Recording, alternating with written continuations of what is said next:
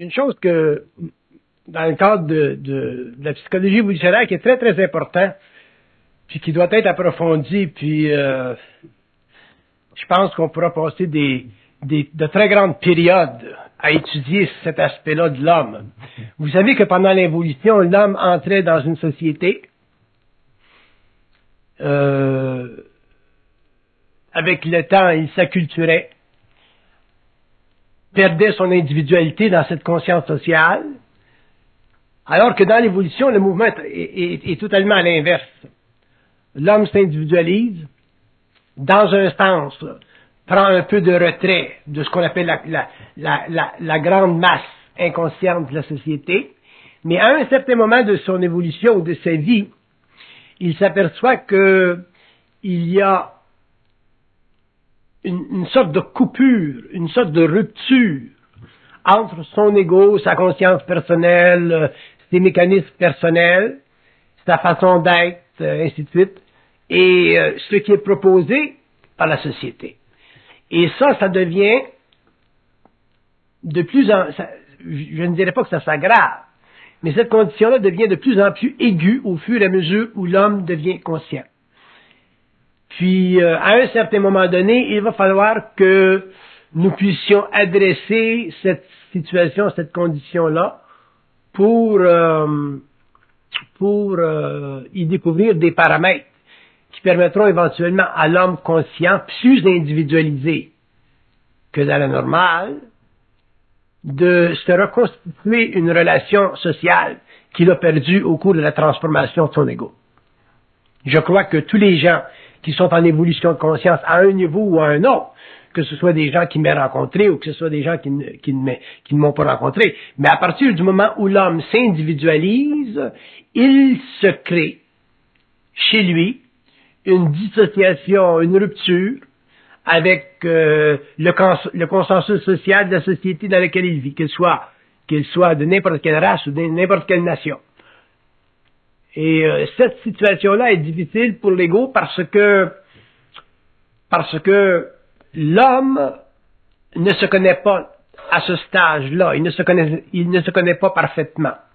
Et comme il ne se connaît pas parfaitement, il ne peut pas utiliser ou manifester toutes ses énergies, la plénitude de ses énergies, parce que il y a encore chez lui des mécanismes qui demeurent couverts, dans ce sens que il y a encore des aspects de sa personnalité qui ne sont pas libres, dans ce sens que il y a encore des aspects de sa personnalité qui sont encore astralisables.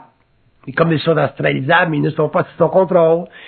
Et si sa personnalité ou son être n'est pas totalement sous son contrôle, il ne peut pas totalement justifier sa nouvelle conscience en relation avec une conscience sociale. Donc l'homme vit, dans un sens, une sorte d'exclusion, une sorte d'isolation de la grande société.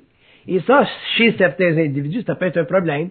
Ça peut être un problème sur le plan du travail, ça peut être un problème sur le plan de la communication. Mais je voudrais regarder aujourd'hui ce problème-là sur le plan de la communication.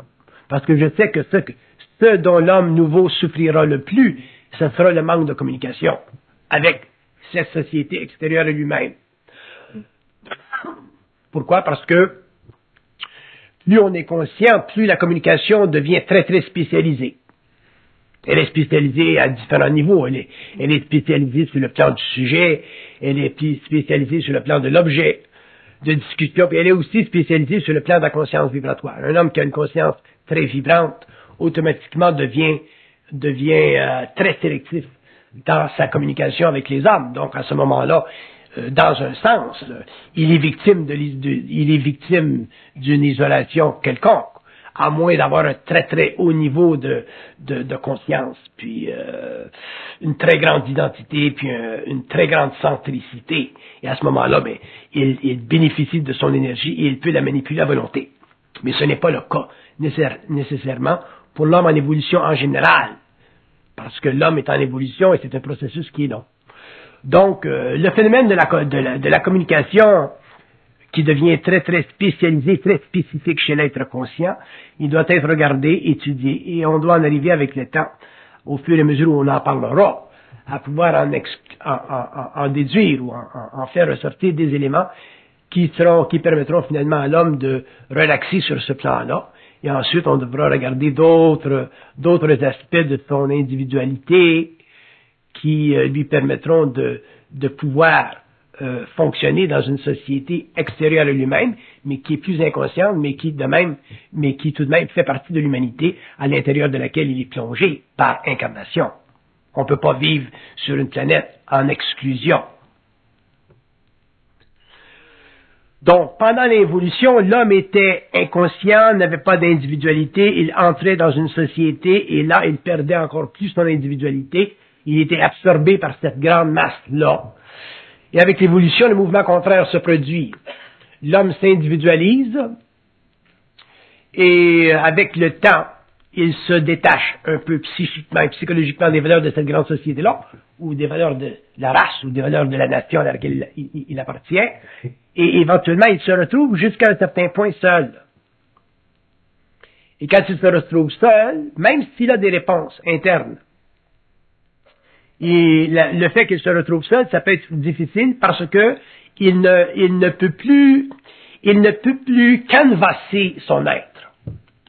Ce que je veux dire, c'est qu'un être conscient ne peut plus se vendre comme un être inconscient peut le faire. Un être inconscient peut facilement se vendre, dans ce sens que, n'ayant pas beaucoup d'individualité, c'est la société qui lui permet de jouer un rôle. Alors qu'un être conscient, on ne peut pas arriver à lui et lui dire, bon, mais toi, tu vas jouer ce rôle. Tu peux jouer le rôle de l'ingénieur, tu peux jouer le rôle du prêtre, tu peux jouer le rôle du vendeur d'automobile. On ne peut pas faire ça parce que un être conscient bénéficie dans un sens d'une vibration qui est trop forte. Et cette vibration-là devient pour lui sa règle de mesure. Elle devient son mécanisme d'intelligence, elle devient son fer de lance, cette vibration devient sa lumière, et ainsi de suite, parce que d'ailleurs, elle fait partie de sa lumière. Donc, il a une intelligence qui est très, très différente de l'homme de l'évolution. Alors que l'homme de l'évolution était un être très, très réceptif, l'être de l'évolution devient un être très émittif. Il est en émission. Et quand on est en émission, on ne peut pas facilement se faire imposer, si vous voulez, ou on ne peut pas facilement s'adapter à un rôle qu'une conscience sociale va, pour toutes sortes de raisons, nous donner, parce que on est trop individualisé. Donc, l'homme conscient, demain, définitivement aura, je ne dis pas un problème face à cette situation, mais il aura à regarder cette situation en face et en extraire des éléments spécifiques qui lui permettront finalement de se redonner une vie dans une conscience sociale aveugle, inconsciente, autrement dit dans la société mondiale qui existe sur la planète. Pour un être en évolution, c'est un gros contrat de travail, c'est une grosse expérience, parce que premièrement, on est seul. Quand on est conscient, on est seul. Quand on est conscient, on est seul. Si on est à deux, on est quand même seul, mais on est seul, mais avec un autre. Donc, quand on est conscient, on est toujours seul. Par contre, si on est conscient avec un autre, si on est deux, à ce moment-là, la conscience est supportable. Pourquoi? Elle devient supportable parce qu'elle se canalise. Autrement dit, l'autre devient un reflet de soi. Si vous avez une personne qui est sur votre longueur d'onde, vous lui parlez, elle vous comprend, elle vous saisit, par vibration, tout est clair. Il n'y a pas d'ego, il n'y a pas d'intellectualité, il n'y a pas d'intellectualisme, il n'y a pas de formalisme philosophique, il n'y a pas de jeu d'ego. C'est simplement le mouvement de deux esprits, c'est la relation de deux esprits, c'est l'entendement, la facilité de compréhension de deux esprits. Bon, ça c'est l'aspect merveilleux de la conscience. Par contre, en arriver à rencontrer cet esprit, bon, mais ça fait partie de la démarche de l'homme en évolution de conscience. Ça fait partie de la démarche de tous les hommes qui deviendront conscients dans l'avenir. Ça fait partie du besoin de tous ces êtres-là qui devront rencontrer dans le monde, à un certain moment de leur vie, quelqu'un avec lequel ils sont capables de pouvoir facilement s'entretenir sans vivre le choc de retour que l'ego crée à cause de l'astralisation du mental et de la réflexion de la pensée. Mais ça aussi, c'est pas facile. C'est pas facile parce que ces êtres-là, premièrement, ils ne sont pas nombreux. Deuxièmement, ils sont un peu placés dans le monde, dans des espaces physiques qui, automatiquement, nous obligent, en tant qu'individus, de subir l'élément temporel. Autrement dit, on peut rencontrer quelqu'un dans 1 an ou dans 2 ans qui sera sur notre longueur d'onde, et pendant 1 an et 2 ans, on vit une grande solitude, on vit une grande recherche, on a soif de rencontrer quelqu'un qui soit sur notre longueur d'onde, et on n'a plus la facilité de rencontrer une telle personne comme on avait dans le temps à simplement se joindre au Lions Club ou au Chevalier de Colomb. Pourquoi? Parce qu'on n'est plus des colons. On a trop d'identité, et ainsi de suite. Donc, la rencontre de ces êtres-là, ça, il faut le regarder. Il faut regarder les mécanismes et il faut aussi regarder les conditions qui favorisent un tel développement parce que l'homme aura besoin, effectivement, au cours de son évolution, de rencontrer des gens qui sont sur sa longueur d'onde.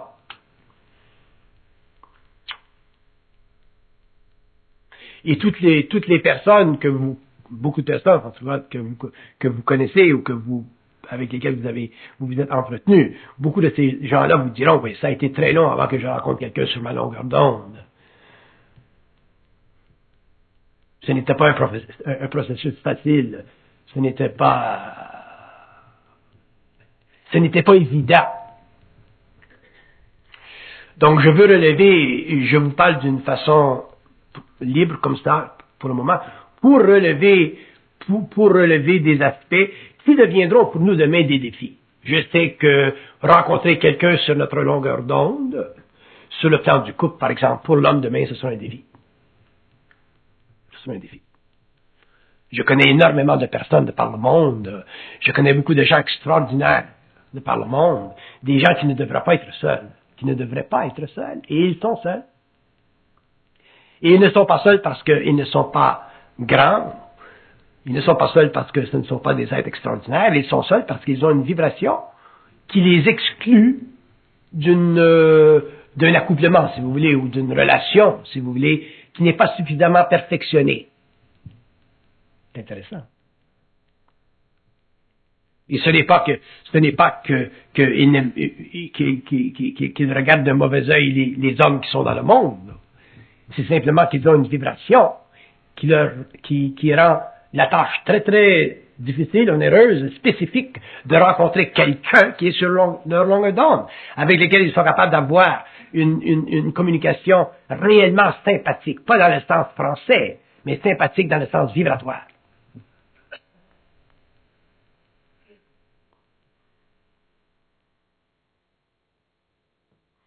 Si on regarde sur le plan social et inconscient, c'est la même chose qui se passe parce que l'individualité très très spécifique et très poussée que connaîtra l'homme conscient, cette individualité-là, sur un plan inférieur, sur un plan astral, sur un plan inconscient d'évolution, est en train de se produire dans le monde aujourd'hui. Les jeunes font partie de cette nouvelle vague d'êtres qui sont de plus en plus individualisés, bien qu'inconscients, et ils ont beaucoup de difficultés à se créer des couples stables. Le divorce dans le monde est une expression de cette difficulté aujourd'hui de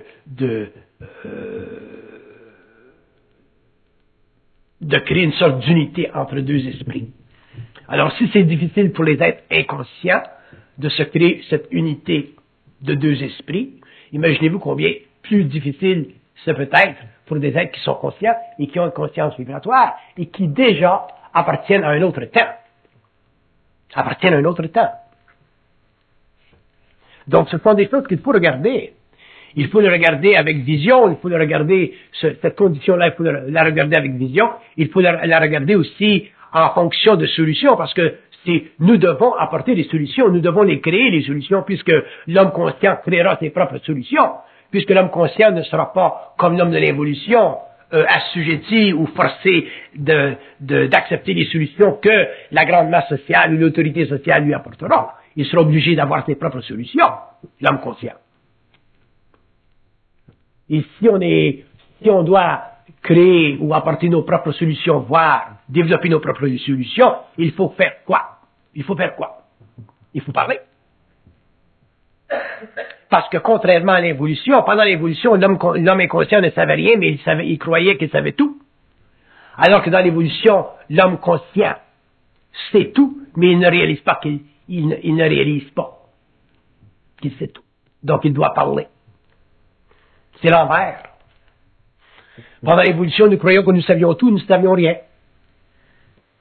Dans l'évolution, nous réaliserons que nous savons tout, mais nous n'avons rien parlé. Donc nous devons parler. Et en parlant, l'homme, à ce moment-là, en arrivera à des solutions, à se créer des solutions.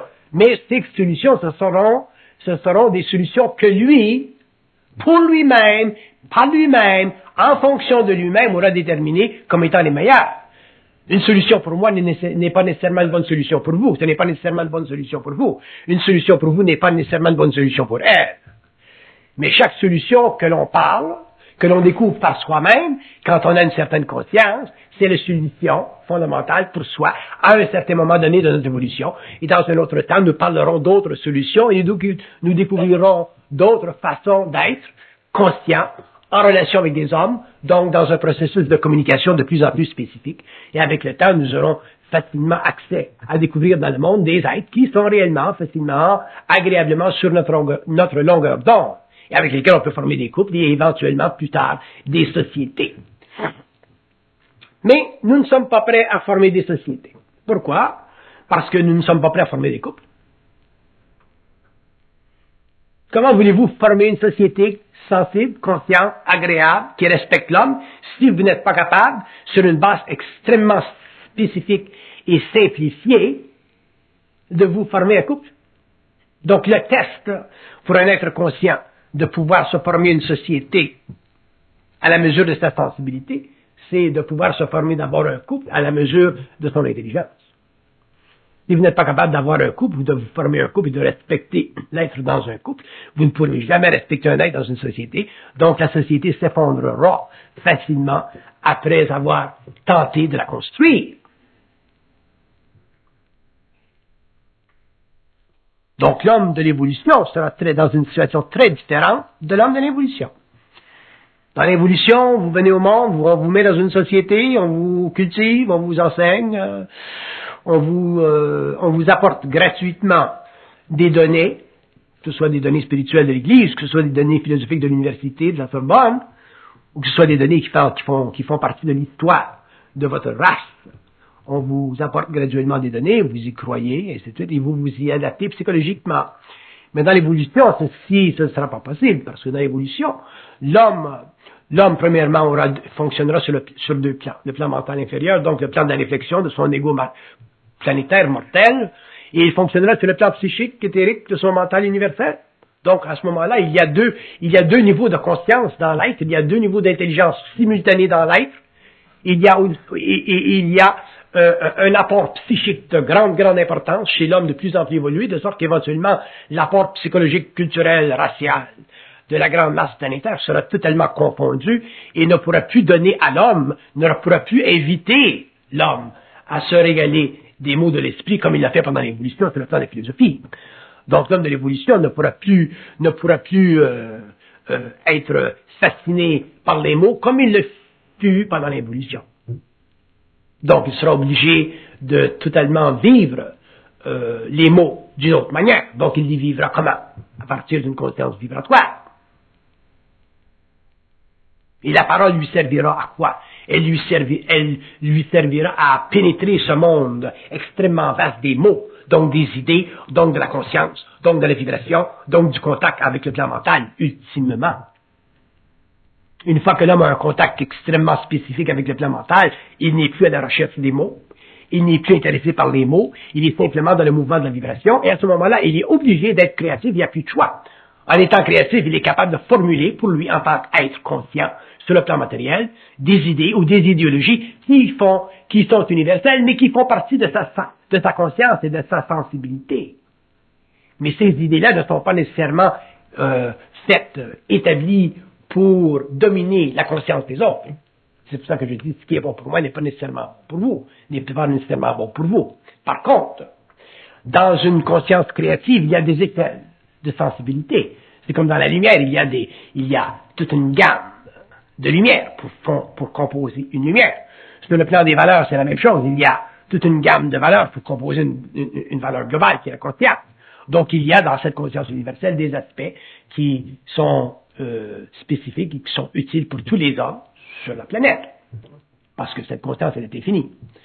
Donc, l'homme de l'évolution devra parler pour découvrir les mécanismes et les moyens qui lui sont agréables et qui lui permettront finalement de découvrir quelqu'un dans le monde avec lequel il peut être en communication.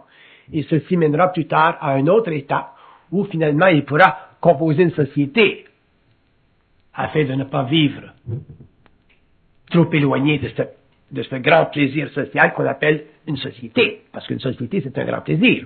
Quand vous êtes à la table avec 6, 7, 8 personnes et que vous parlez, et qu'il y a de l'échange, et qu'il y a de l'énergie, et qu'il y a de l'intelligence, et qu'il y a réellement de la transparence des égos, c'est merveilleux. Le temps passe et vous ne vous en rendez guère compte. Hein? Alors, vous pouvez être très bien avec votre femme, avec votre mari, seul. Mais à un certain moment donné, ce n'est plus suffisant parce que l'esprit a besoin encore plus d'espace. Il a besoin de 2, de 3, de 4, de 5. Donc l'esprit veut vibrer, et ainsi de suite. Donc, mais avant que l'homme soit capable de pouvoir se former une société, il sera obligé de pouvoir se former un couple. Quand je dis un couple, je ne veux pas dire le couple dans le sens que vous allez à l'église et on vous unit. Je veux dire une personne avec laquelle vous vous entendez bien sur le plan matériel. Si vous n'êtes pas capable de faire ceci, vous avez un problème au niveau social. Donc, quel sera le premier problème de l'homme nouveau, de l'homme conscient sur le plan de la communication? Ce sera de former un couple.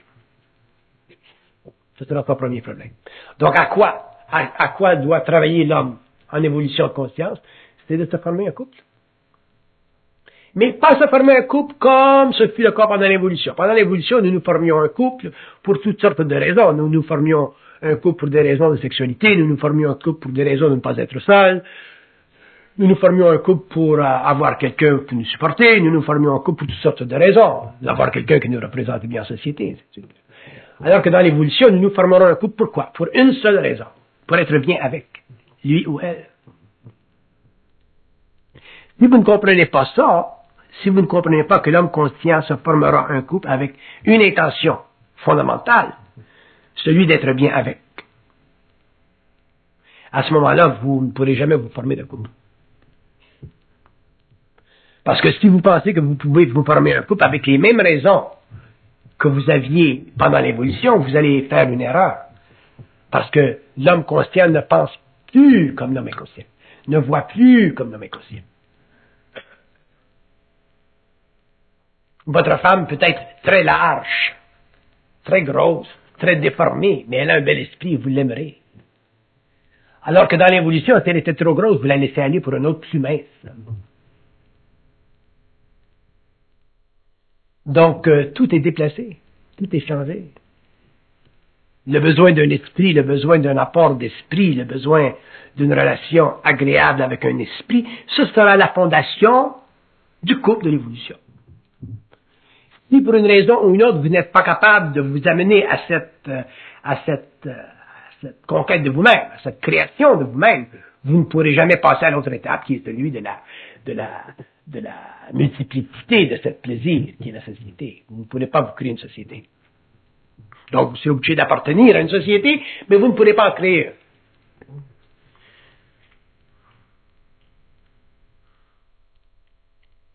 Donc, maintenant, pourquoi est-ce si difficile de se créer un couple? Quand je dis créer un couple, je veux dire créer un couple. Pourquoi est-ce si difficile de se créer un couple? Parce que, sur le plan de l'évolution, sur le plan de la conscience, un couple, c'est différent. C'est très différent de ce que ce fut pendant l'évolution. Sur le plan de la conscience, sur le plan de l'évolution, un couple, c'est une relation qui devient de plus en plus inconditionnée. Inconditionnée. Pourquoi? Parce que vous êtes deux individus de plus en plus libres. Donc, si la femme, devient un individu de plus en plus libre, et l'homme devient un individu de plus en plus libre, il se crée quoi? Dans le couple. Il se crée une condition où l'un ne peut pas être conditionné par l'autre. Pourquoi? Parce que dans le couple de l'évolution, la domination n'existera pas. Un être conscient ne peut pas être dominé par un autre. C'est la qualité fondamentale, c'est la loi fondamentale, c'est le principe fondamental de l'évolution d'un couple. Il n'y a pas de domination. Le couple de l'évolution a été fondé sur la domination de l'homme sur la femme. Dans l'évolution, le couple sera totalement libre de la domination. Et ça fera d'ailleurs partie de l'évolution du couple, de la femme et de l'homme, de ne pas être dominés. Et tant que l'homme et la femme seront dominés l'un par l'autre, dans l'évolution, il y aura du temps amorti pour la transformation de ce couple, jusqu'à temps que la domination cesse et que finalement les deux individus soient parfaitement libres dans leur manière d'être et donc dans leur manière d'exister à l'intérieur de cette composition qu'on appelle le couple. Il ne peut pas y avoir de domination dans un couple. Donc, l'homme, quand je dis l'homme, je parle de l'homme génériquement. L'homme de l'évolution devra apprendre à ne pas dominer l'autre. Mais ça, ce n'est pas facile. Pourquoi ce n'est pas facile?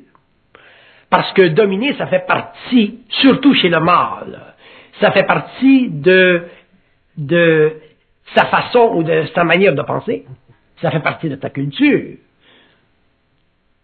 Le mâle a été entraîné à penser de manière dominatrice depuis des siècles. Donc, il est évident que le mâle ne va pas cesser de dominer la femme comme ça. Il va falloir qu'il fasse un examen de son comportement très très souvent au cours de son évolution, au cours de sa relation avec l'autre, avec la femme, pour s'apercevoir que, hop, il la domine de manière subtile, il la domine de manière voilée, il la domine particulièrement à son type d'être, qui est le mâle. Et l'autre, la femme, c'est la même chose. La femme a été dominée pendant l'évolution, a été habituée à être dominée, ça fait partie de sa culture. Donc, elle devra apprendre finalement à s'affranchir d'être habituée à être dominée. Et ce n'est pas facile pour une femme de s'affranchir de l'habitude d'être dominée parce que, à travers la domination du mâle de l'évolution, elle a découvert, on lui a donné la sécurité matérielle. La femme a échangé la domination pour la sécurité matérielle. L'homme travaille, il la poursuit, il la supporte. Du moment qu'elle se laisse dominer. Ça, c'est l'évolution. Dans l'évolution, ça ne fonctionnera plus. La femme sera trop consciente, elle ne pourra plus être dominée. Donc, à quel point, dans l'évolution du couple, la femme s'amènera à ne plus être dominée, prendra sa place dans la vie du couple, et en même temps, l'homme ne se sentira pas rejeté. Et ça se situe là. Parce que lorsque la femme deviendra forte, l'homme se sentira un peu rejeté, se sentira un peu... Parce que la femme a énormément d'attributs qui plaisent à l'homme. Et comme ces attributs font partie d'elle, ça lui appartient. À partir du moment où elle devient intelligente, consciente d'elle-même, elle peut facilement devenir pour l'homme une menace. Et si on regarde cette condition sur le plan social actuel aujourd'hui, beaucoup de jeunes hommes sont très très inconfortables face à la femme qui devient de plus en plus forte, de plus en plus dans son individualité, bien qu'inconsciente. Alors, si vous apportez cette individualité inconsciente à un autre niveau, qu'on appelle la conscience, imaginez-vous ce que la femme peut devenir une menace pour un homme qui n'est pas lui-même dans son identité. Donc, pour qu'un homme puisse former un couple avec une femme qui devient de plus en plus forte, il faut que lui devienne de plus en plus intelligent. Mais pour un homme de devenir de plus en plus intelligent, c'est pas facile. C'est pas facile. Parce que l'homme a été très très intelligent des sciences. Il a été très intelligent de la philosophie. Il a été intelligent des idéologies. Tout ce qui est sorti du cerveau humain pendant l'évolution était absolument patriarcal. Mais l'homme n'avait aucune conscience de la femme. L'homme est très très peu science de la femme. L'homme ne connaît pas la femme. Si l'homme connaissait la femme, il verrait que la femme est réellement un être très très merveilleux. Alors que pour lui, la femme, c'est un être intéressant. Pas merveilleux. Donc l'homme devrait devenir intelligent, et ça sera un tour de force pour lui, parce que devenir intelligent pour un homme, c'est un peu comme une femme de devenir autonome au niveau de ses émotions. C'est un tour de force aussi.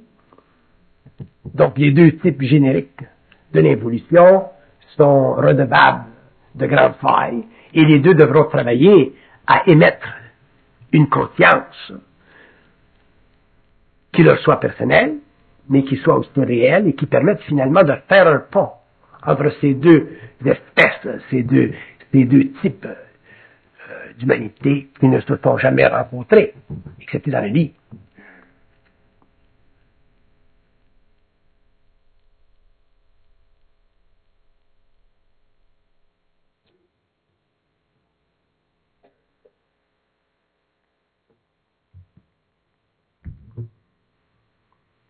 Il y a des hommes qui auraient avantage à descendre sur la rue Sainte-Catherine ou à descendre sur la rue Saint-Laurent le soir. Je parle de ces hommes qui sont corrects. Qui ont des bonnes femmes à la maison. Des femmes qui le dominent facilement, et ainsi de suite. Des femmes qui leur apportent le repas à 5 heures juste, tous les jours. Et ils auraient avantage, ces hommes, à aller sur la rue Sainte-Catherine ou à aller sur la rue Saint-Laurent à 2 heures du matin et à rencontrer une autre femme. Il y a des femmes, là.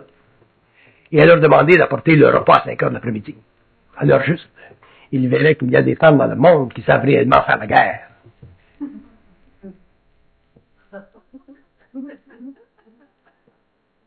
Donc l'homme, pendant l'évolution, l'homme correct, on dit l'homme qui s'est facilement adapté aux règles du jeu judéo-chrétien, ont perdu réellement de vue la notion de la femme. Ils ont perdu de vue que la femme, c'est un esprit qui, une fois rebellé contre sa condition, qui est la domination, peut devenir extrêmement puissant, extrêmement intelligent et extrêmement autonome. Donc l'homme sera obligé de faire un grand travail d'intelligence pour en arriver à pouvoir harmoniser ce nouveau volcan d'énergie qui est la femme nouvelle avec ce vieux vapeur d'animal qui est l'homme de l'évolution.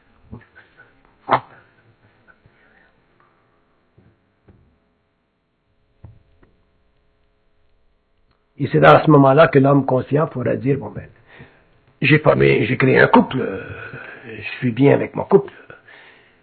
Mais il sera bien avec son couple, pourquoi? Parce qu'il aura appris finalement à donner, au lieu de prendre. Parce que l'homme n'a jamais donné à la femme. Il a pris d'elle, il a pris. Il dit qu'il lui a donné la sécurité, mais ça c'est en prenant ses émotions, c'est en prenant son corps, c'est en prenant tout d'elle. Donc l'homme n'a réellement jamais donné à la femme.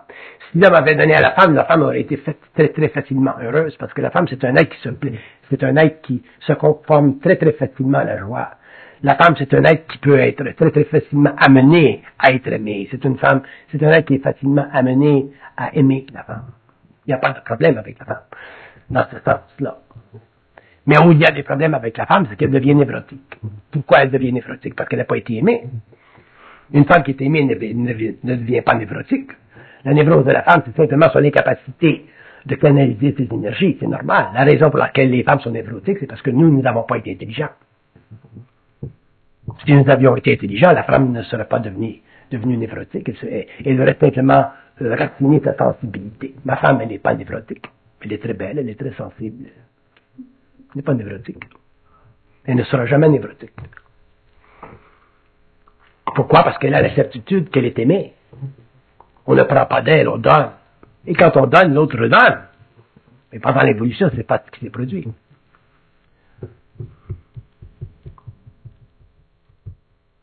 Et on a tendance à séparer l'homme et la femme. Il y a un médecin aux États-Unis qui a écrit un livre. Il a dit les hommes viennent de Mars et les femmes viennent de Vénus. On a polarisé l'homme et la femme. Il y a des aspects dans le livre qui sont intéressants sur le plan de la psychologie commune, mais il y a des aspects qui restent à être encore éprouvés, parce que séparer l'homme et la femme en deux espèces, même deux planètes, l'une vient de là et l'autre vient de là, ce n'est pas réellement utile, parce que la femme et l'homme, sur un plan supérieur, ils viennent du même champ de conscience. On vient d'un même champ de conscience. Il n'y a pas de différence entre un champ de conscience de femme et un champ de conscience d'homme, parce que l'esprit n'a pas de sexe. Et si on donne à l'esprit un sexe qu'on dit, et surtout une spécialité, on dit, bon, mais l'esprit de la femme vient de Mars, et l'esprit de Vénus, et l'esprit de l'homme vient de Mars. À ce moment-là, déjà, on reproduit, dans un contexte un petit peu plus amélioré, un peu plus moderne, la même dichotomie qui a existé depuis les Grecs et les Égyptiens. Donc, c'est une erreur, c'est une façon de penser qui n'est pas créative, parce que on remplace d'anciennes formules par de nouvelles. Au lieu de réaliser que finalement, la femme, c'est un esprit dans un corps matériel de femme, et l'homme, c'est un esprit dans un corps matériel d'homme, et que l'esprit cherche quoi? L'esprit cherche simplement une chose. La paix. Que ce soit l'esprit de l'homme ou que ce soit l'esprit de la femme, il cherche la paix. Dans un cas, chez l'homme, il va la chercher d'une autre façon. Il va chercher la paix en ayant une bonne job. La femme va chercher la paix en ayant une belle famille stable. Mais c'est toujours l'esprit qui cherche la paix. Mais cet esprit qui cherche la paix, il peut être transposé. Vous avez des homosexuels qui ont une grande sensibilité de femme et qui cherchent la même genre de paix de famille que les hétérosexuels cherchent. Donc, on doit regarder la femme et l'homme en tant qu'esprit et cesser de les regarder en tant qu'êtres différenciés, dont l'un vient de Mars et l'autre vient de Vénus.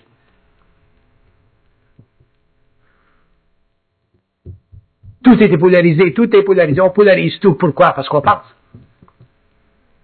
C'est pour ça qu'on polarise tout. Et en pensant, on est obligé d'établir des valeurs. Pourquoi? Pourquoi on donne des valeurs à la femme? Pourquoi on donne des valeurs à l'homme? Pourquoi? Parce qu'on a besoin d'une table qui nous permet de différencier l'un et l'autre, dépendant de quel camp nous sommes. Si je suis un homme, la femme est névrotique. Si je suis une femme, l'homme, c'est un stalker. Alors que si nous ne fonctionnons pas en termes de valeurs d'homme et de femme, et que nous nous opposions au concept que la femme vient de Vénus et que l'homme vient de Mars, à ce moment-là, nous réalisons que la femme et que l'homme sont des êtres de lumière incarnés dans des corps matériels qui ont des fonctions sociales différentes. Point final. Et là, vous allez dire, ben oui, mais qu'est-ce que vous vous dites et qu'est-ce que vous faites des facteurs de culture, de la culture? La femme est quand même différente de l'homme, l'homme est différent de la femme, même physiquement, effectivement, oui. Mais sur le plan psychique, sur le plan de l'esprit, ils sont les mêmes, ils veulent tous les deux la paix. Donc, dans un couple où on retrouve la paix comme élément fondamental, foncier de la relation, l'élément différencié, particularisé, polarisé de la femme et de l'homme disparaît. Pourquoi? Parce que l'ego est transparent. Donc, l'ego de la femme ne cherche plus à terroriser l'homme et l'ego de l'homme ne cherche plus à dominer la femme.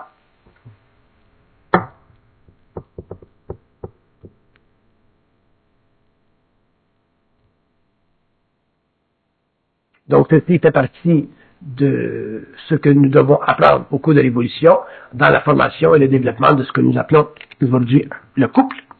L'homme devra devenir intelligent et la femme devra devenir autonome. Et l'homme deviendra intelligent quand la femme l'aidera à le devenir. Parce que si la femme ne devient pas autonome, si la femme n'arrive pas à réellement établir dans sa relation avec l'homme qu'elle est autonome, à ce moment-là, l'homme ne pourra jamais apprendre à la connaître. Parce que l'homme ne croit pas que la femme est forte. Parce qu'il n'a pas pleuré. Il la voit faible dans ses émotions à la fin du mois. Mais la femme est très forte.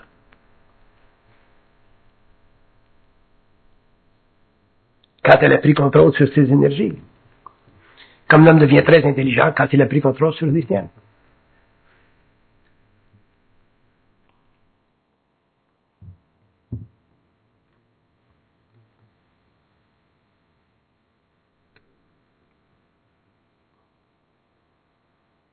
Donc, le problème de la communication et du développement d'une relation, au moins au début à deux, ce sera un problème foncier, c'est être en évolution parce que ce n'est pas facile de nous sortir de nos anciennes habitudes. Pourquoi ce n'est pas facile? Parce que nos anciennes habitudes nous donnent l'impression que nous avons raison a priori.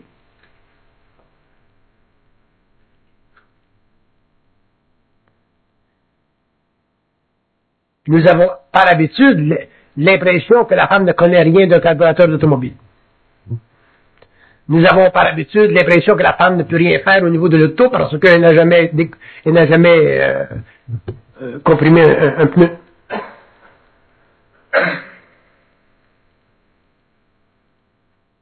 Et ces habitudes-là que nous avons contractées au niveau de la femme, ces façons de penser par rapport à elle, nous les amenons encore plus loin dans l'expérience. De sorte que pour nous, les hommes, la femme est réellement, si nous sommes polis et que nous ne disons pas un objet, elle est réellement une sorte de réalité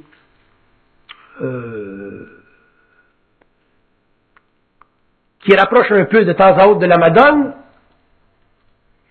et de temps à autre de la pute, un des deux. On n'a pas réussi à faire la synthèse. Si c'est notre femme, c'est la Madone. Ici, c'est notre blonde que nous avons rencontrée la semaine passée, c'est plus vers. Donc, nous n'avons pas le respect instantané de la femme. Pourquoi nous n'avons pas le respect instantané de la femme? Parce que nous avons des habitudes de pensée qui sont très archaïques. Vous regardez les vieux peuples, on voit tout de suite qu'ils n'ont pas le respect de la femme. Allez faire un tour dans les vieux pays.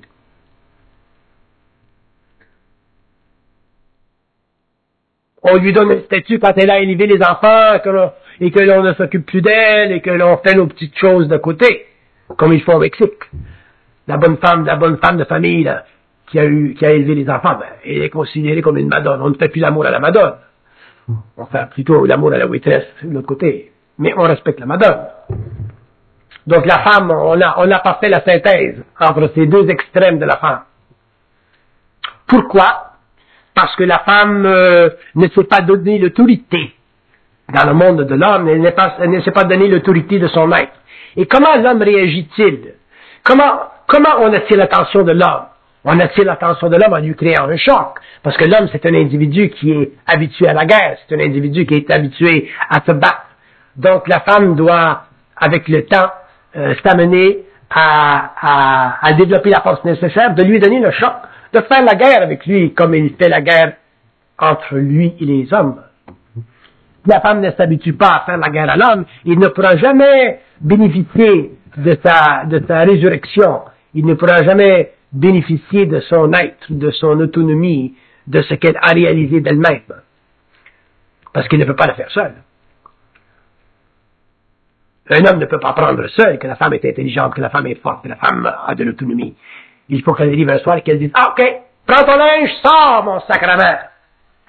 J'ai plus besoin de toi. Je vais me trouver une job moi-même à 12,95. » Quel choc! Le pipi vient de lui rapetisser. Instant recall.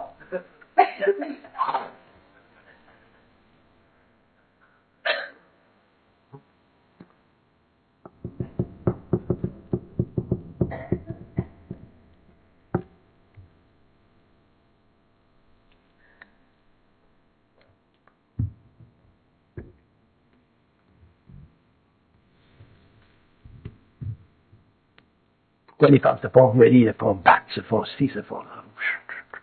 Ce qui se passe dans le monde, ce qui se produit chez la femme, dans l'expérience de la femme, c'est abominable. Vous regardez des types qui ont l'air bien, ce sont des CEO de compagnie, des chefs de compagnie, ils ont la cravate, le sou, tout. Et quand ils arrivent à la maison, ce sont des engins de terreur. J'en connais. Des hommes qui battent leurs femmes. Il y en a une au Nouveau-Brunswick, elle est arrivée un jour, elle a pris un gant, elle se trompe, ben, fini, terminons. Tout le monde a applaudi. Il ne s'agit pas de généraliser cet acte-là, mais il s'agit de comprendre qu'un jour, il faut que la femme devienne autonome, qu'elle cesse de se faire battre à tous les niveaux, pour qu'il y ait de l'équilibre entre l'homme et la femme, qu'il y ait finalement du dialogue et que l'on forme un couple. Ça, c'est l'œuvre de l'homme nouveau. Et juste ça, C'est déjà un tour de force.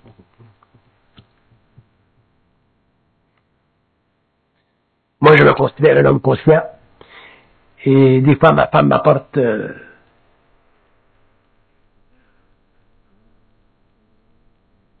des sortes de dialogues. Et je dois m'arrêter 2 secondes avant de dire « Oh, ouais, c'est intelligent ce qu'elle dit. Il faut que je m'arrête. » Parce que c'est pas évident. Pourquoi c'est pas évident? Parce que ça ne passe pas comme nous ne le faisons passer. Sa façon est différente.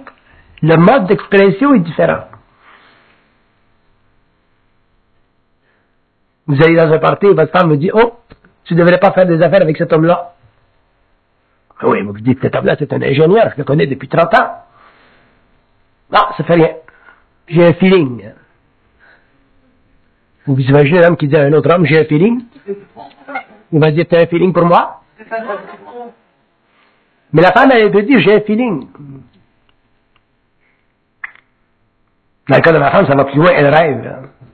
J'ai rêvé que cet homme-là, c'est pas bon de faire des affaires avec. Alors, si je ne mets pas à côté mes habitudes d'homme, rationnelles, basées sur la comptabilité, sur l'expérience, sur des manigances politiques, je suis faite. Donc, la femme, elle a un siège d'intelligence qui est différent de celui de l'homme, très différent. Et tant que nous ne comprendrons pas ceci, nous ne pourrons pas former de couple. Donc, nous serons seuls, et je vous assure que la grande souffrance de l'individu au XXIe siècle sera la solitude, pour l'homme et la femme. Pendant l'évolution, vous avez été un peu protégé contre la solitude parce que vous aviez des conditions sociales qui vous permettaient de demeurer à 2, mais dans le fond, séparés. Alors qu'aujourd'hui, si vous n'êtes pas réellement unis, vous allez vous séparer. Alors que dans l'évolution, au XXIe siècle, ce sera un peu partout dans le monde, la séparation. L'homme sera seul et la femme sera seule. Et il y aura beaucoup de solitude, ce sera la grande souffrance de l'homme et de la femme.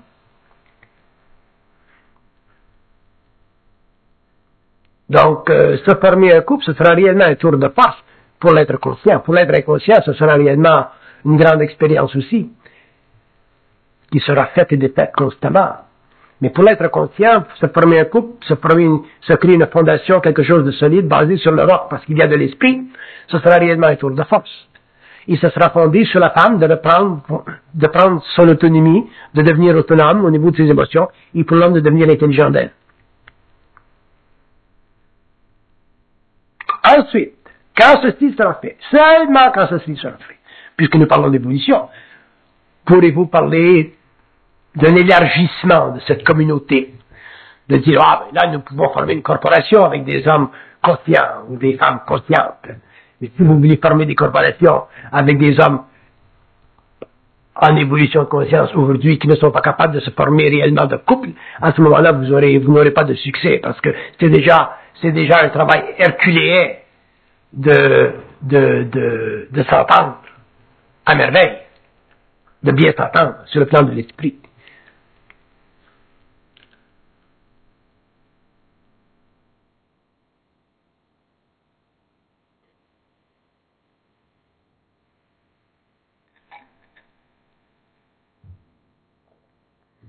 Dans le cadre de l'évolution de la psychologie évolutionnaire, la solitude sera pour l'homme conscient la marque de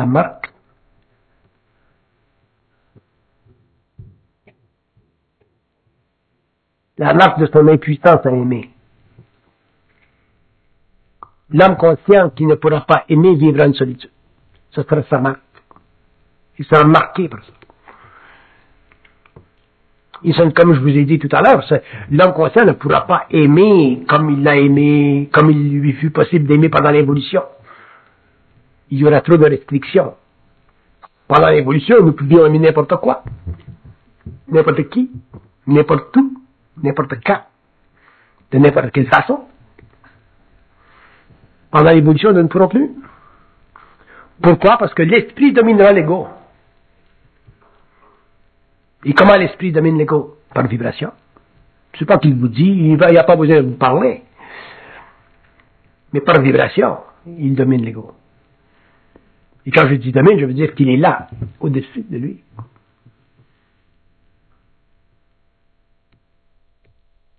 Et quand vous avez une conscience vibratoire, parce que l'esprit domine l'ego, il lui donne une conscience vibratoire, vous ne pouvez pas aimer n'importe qui, n'importe où, n'importe quand. C'est une autre conscience. Donc, l'homme de l'évolution, dans un sens, souffrira de cette nouvelle conscience. Il n'y a pas de choix. Quand je dis il souffrira, je veux dire, il sera obligé de voir et de réaliser qu'elle n'est pas comme l'autre conscience auparavant, comme la conscience qu'il avait avant. Elle n'est pas pareille. C'est une autre conscience.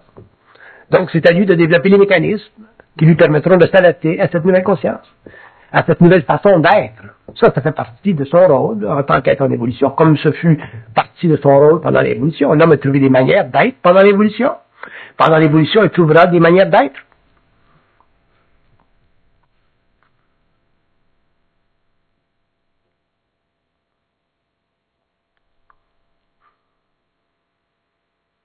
Mais je vous dis que si vous êtes seul, c'est parce que vous n'avez pas fait un certain nombre de choses. Premièrement, vous n'avez pas appris à aimer. Quand je dis aimer, je ne veux pas dire comme vous aimiez pendant l'évolution. Ce n'est pas aimer, ça. Vous vous aimez vous-même.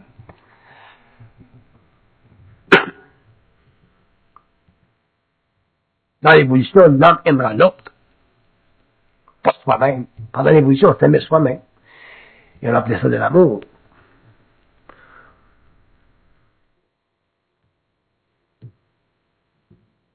L'homme, il mariait une belle femme parce que ça lui faisait une belle image pour lui, devant le patron. Il s'aimait lui-même. Ce n'est pas son esprit qu'il regardait. C'était l'image qu'il créait dans le patron, chez le patron, dans la compagnie. Je ne vois pas un homme conscient marier une femme pour l'image qu'elle va créer chez le patron.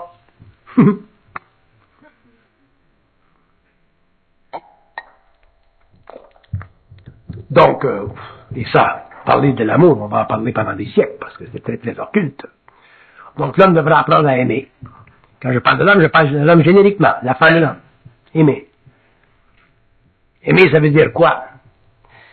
Ça veut dire, au niveau de l'évolution, toujours regarder l'esprit de l'autre. Toujours regarder l'esprit de l'autre, c'est ça, aimer.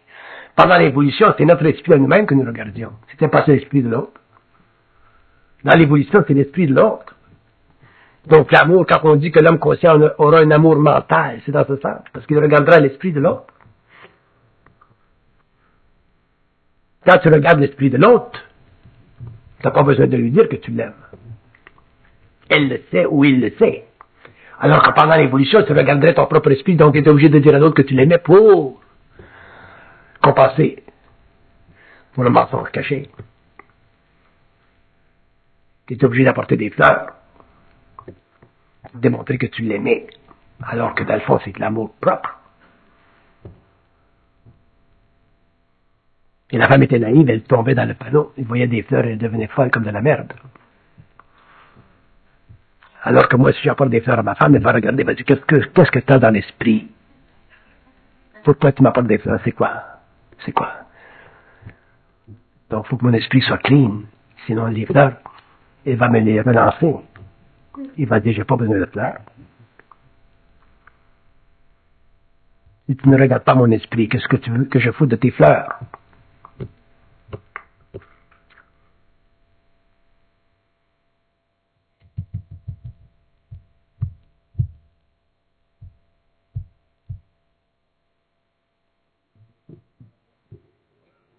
Donc, pour qu'il y ait un tour dans l'évolution, il faut que l'être regarde l'esprit de l'autre. Et la troisième chose, c'est quoi?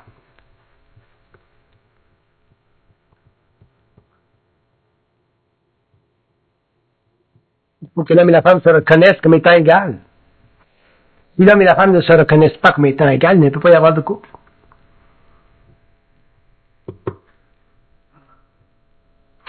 Si je reconnais que ma femme est égale à moi, c'est parce que je reconnais la présence de son esprit. L'esprit n'est pas quantifiable. Son esprit est aussi grand que le mien, aussi valable que le mien. Si elle n'est pas capable de se considérer aussi grande que moi, c'est parce qu'elle n'est pas autonome dans sa conscience. De l'esprit, ce n'est pas quantifiable. Donc, que l'homme et la femme se reconnaissent comme étant égaux l'un par rapport à l'autre, c'est très important. C'est un tour de force pour la femme et c'est un acte d'intelligence pour l'homme. Ceci scellera l'amour des deux cours, dans le cours.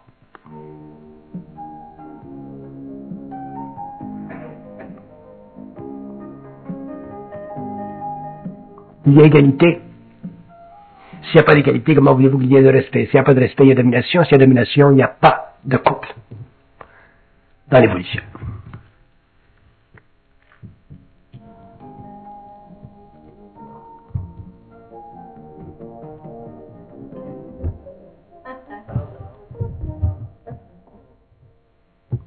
Le facteur de domination, l'élimination du facteur de domination est très très important pour un être conscient.